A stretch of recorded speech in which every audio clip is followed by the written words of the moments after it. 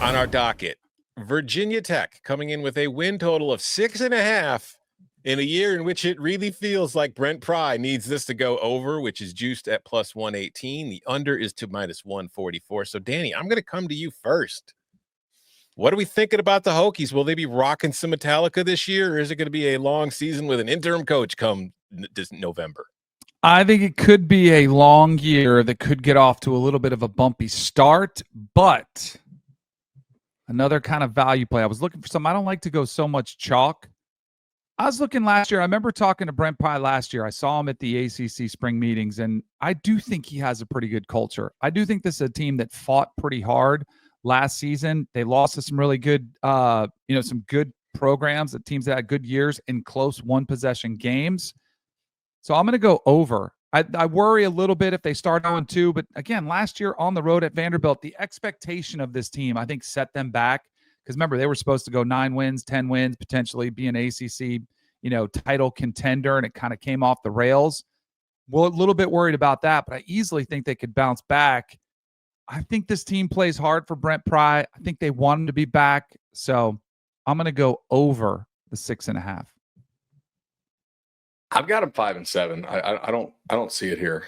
I think you're 0-2 to start. I don't love what they did in the portal. I think their coaching search was really a struggle. And I think a lot of guys didn't want to go coach there because I think Pry's getting fired, and I tend to agree with that. I don't really trust the QB. They lost Tootin, who was an absolute stud. This feels like dead man walking. And you don't get Stanford. You do get Wake. You get Cal at home. Like those, you really got to get. But man, I think they're a 5 and 7 football team. So I'm going to go ahead and go under here. Yeah, I'm with you, bud. I'm on a pretty hefty under. Like you mentioned that start to the schedule. They've got 2 SEC teams in the docket. And yes, they're not on the road, but those are still 2 games I fully expect from what I've seen this Virginia Tech team lately to lose.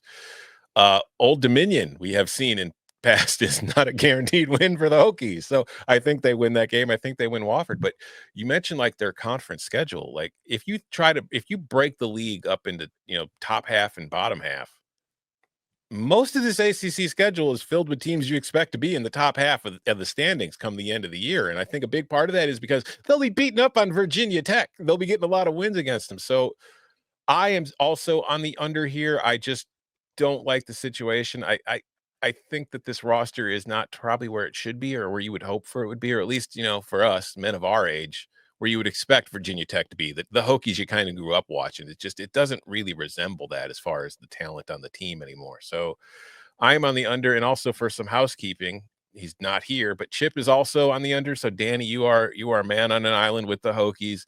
And to go back, Chip hates the entire damn state of Virginia. He is also on the under for the Who's.